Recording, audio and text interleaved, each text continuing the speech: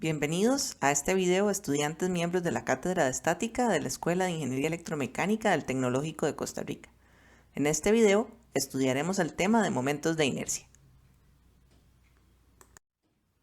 Si tenemos una viga con una sección transversal rectangular y le colocamos una carga importante al centro, la viga se flexionará. Si esa misma viga la giramos 90 grados, la viga también se flexionará, pero se deformará en menor grado. Algunas secciones transversales resisten más eficientemente la flexión que otras. La sección vertical tiene más material ubicado lejos del eje de flexión, por lo que resiste mejor la fricción que la sección horizontal, aunque ambas tienen la misma área transversal. Cuanto más se separa el material de la viga del eje de flexión, más rígida será la sección transversal. La viga en I localiza la mayor parte del material tan lejos como es posible del eje de flexión, por lo que es una sección muy eficiente y se usa ampliamente en construcción. Este concepto de resistencia a la flexión puede ser cuantificado calculando el momento de inercia del área. El momento de inercia del área refleja cómo el área de una sección transversal se distribuye relativa a un eje particular y así es una medida de cuánta resistencia tiene la sección transversal a la flexión. Consideremos una viga sometida a flexión.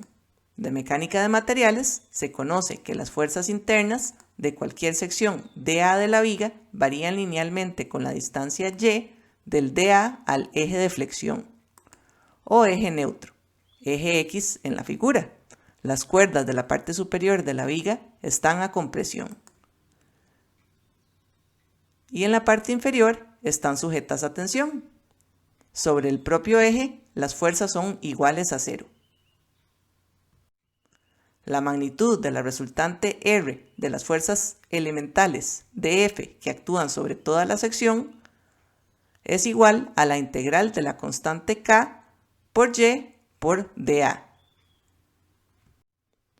La integral de Y por dA se conoce como el primer momento de la sección con respecto al eje X, conocido también como Qx.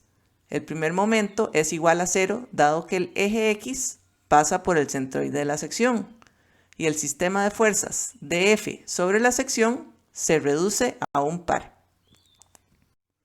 La magnitud de dicho par será igual a la suma de los momentos de m de x, que es igual a y por df, y que a su vez es igual a k y cuadrado por dA. Al integrar, obtenemos que m de x es igual a la integral de k por y cuadrado por dA. La integral de y cuadrado por dA se conoce como el segundo momento de la sección con respecto al eje x, o momento de inercia Ix. Otro ejemplo de una carga distribuida que actúa en forma perpendicular a un área y que su intensidad varía linealmente es la presión en un fluido, que depende del peso específico gamma y la profundidad y con respecto a la superficie del líquido.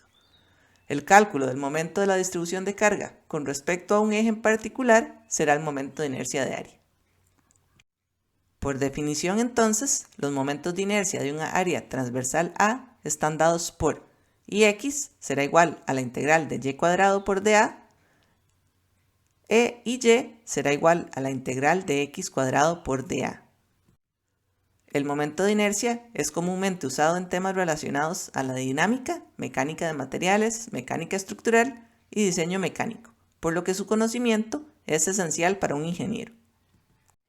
Resumiendo entonces, el momento de inercia de un área refleja cómo el área de una sección transversal se distribuye relativa a un eje particular y es una medida de cuánta resistencia tiene la sección transversal a la flexión. No es una propiedad única de una sección transversal, ya que cuantifica la resistencia a flexionarse con respecto a un eje particular, por lo que su valor cambia dependiendo de dónde se ubique ese eje de referencia. Es usual que los momentos de inercia se den en función de los ejes centroidales de la sección. Además, es importante aclarar que no se deben confundir el momento de inercia de área con el momento de inercia de masa. Este último es un parámetro empleado para describir la resistencia de un cuerpo a cambios en la velocidad de rotación. Ambos momentos se calculan de forma similar, pero tienen unidades diferentes y diferentes usos. Finalmente, es importante notar que el momento de inercia siempre es positivo y que cuenta con unidades de longitud a la 4. Se puede calcular un tercer momento de inercia para un área con respecto a un eje de referencia perpendicular al plano de la sección transversal. Lo podemos formular para un dA con respecto al polo o eje Z. A este se le llama momento de inercia polar, donde R es la distancia perpendicular desde el polo o eje Z hasta el elemento dA. Para toda el área, el momento de inercia polar está dado por JO será igual a la integral de R cuadrado por dA, que a su vez será igual a la suma del momento de inercia con respecto al eje X más el momento de inercia con respecto al eje Y. El momento de inercia polar representa la resistencia de una sección transversal a la torsión con respecto al eje Z. Los momentos de inercia más comunes se encuentran tabulados al final del libro de texto. Cabe mencionar que en algunos casos los momentos de inercia se dan en relación al centroide de la sección. Cuando se requiere el momento de inercia con respecto a algún eje paralelo a los ejes centroidales, se puede hacer uso del teorema de los ejes paralelos. El teorema de ejes paralelos es fundamental para el cálculo del momento de inercia de un área, ya que la mayoría de composiciones no poseen un centroide ubicado en el eje de análisis, por lo que es necesario hacer un cálculo adicional, usando la siguiente ecuación. I es igual a I' más A por D cuadrado, donde I' es el momento de inercia con respecto al eje centroidal, A es el área de la sección y D es la distancia perpendicular entre los ejes. Este teorema facilita el cálculo del momento de inercia y evita múltiples integraciones. Un parámetro importante relacionado con el momento de inercia de área que se utiliza para el análisis de columnas es el radio de giro. Este se utiliza en el área de mecánica estructural y mecánica de materiales para determinar la posibilidad de pandeo de una estructura. El radio de giro representa la distancia teórica a la cual se podría condensar el área completa de una sección transversal en una franja delgada para obtener el mismo momento de inercia que la sección transversal original. El radio de giro K de un área describe la forma en la cual el área transversal se distribuye alrededor de su eje centroidal. Este se puede calcular de manera sencilla si se conocen el área y el momento de inercia de la figura, utilizando las siguientes ecuaciones. Kx va a ser igual a la raíz cuadrada de Ix entre A, Ky va a ser igual a la raíz cuadrada de Iy entre A, y K0 va a ser igual a la raíz cuadrada del momento de inercia polar JO entre A. Veamos el siguiente ejemplo. Determina el momento de inercia del área de la sección transversal del canal con respecto al eje Y. Podemos dividir la sección en tres rectángulos. La base, un rectángulo vertical y uno superior. Y podemos utilizar las fórmulas tabuladas para un rectángulo, para el eje vertical pasando por su centroide. Vemos que el centroide de los tres elementos se encuentra sobre el eje Y y además los ejes son centroidales para la sección transversal total, es decir, X barra es igual a 0 y Y barra es igual a 0. No es necesario utilizar el teorema de los ejes paralelos, ya que el momento de inercia calculado se sitúa sobre el eje de simetría del centroide. Y va a ser igual a 1/12 por la base B al cubo por la altura h. El momento de inercia Y para los elementos 1 y 3 es similar y está dado por 1/12 por 50 por 200 a la 3, que es igual a 33.3 por 10 a la 6 milímetros a la 4. Para el elemento 2 está dado por 1/12 por 300 por 50 a la 3, que será igual a 3.13 por 10 a la 6 milímetros a la 4. Finalmente, El IY total está dado por la suma de los momentos de inercia de los tres elementos y es igual a 69.7 por 10 a la 6 milímetros a la 4. Veamos el ejemplo 2. Determina el momento de inercia del área de la sección transversal de la viga con respecto al eje X' que tiene su centroide C en Y barra igual a 104.3 milímetros. Podemos dividir el área en tres elementos: el círculo inferior, el rectángulo vertical y el círculo superior.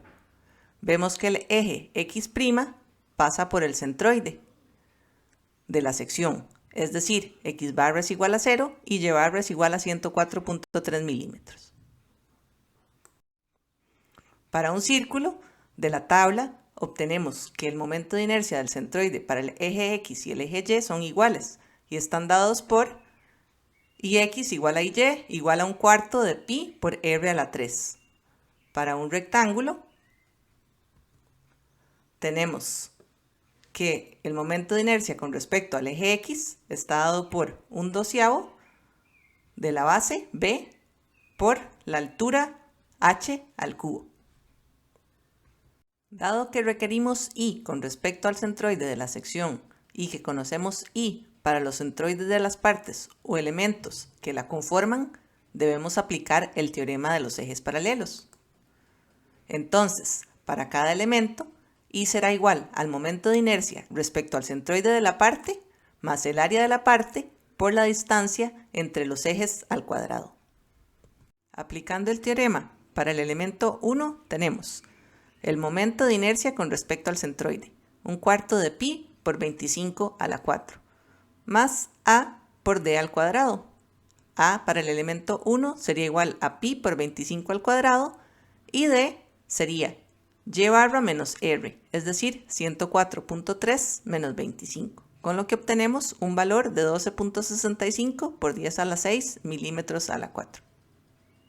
Al aplicar el teorema al elemento 3, tenemos el momento de inercia con respecto al centroide, 1/4 de pi por 17.5 a la 4, más a por d al cuadrado.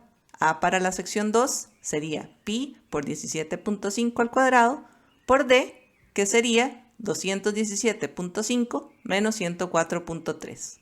Con esto obtenemos un valor de 12.4 por 10 a la 6 milímetros a la 4.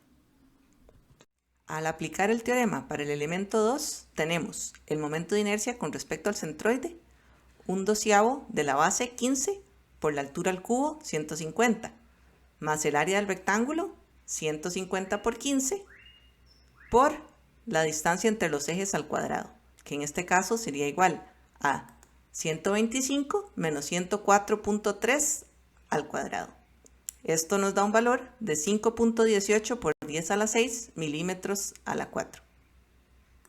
Finalmente, sumamos todos los momentos de inercia y obtenemos que el I total es igual a 30.2 por 10 a la 6 milímetros a la 4. En el siguiente video realizaremos un par de ejercicios de la teoría estudiada. Muchas gracias.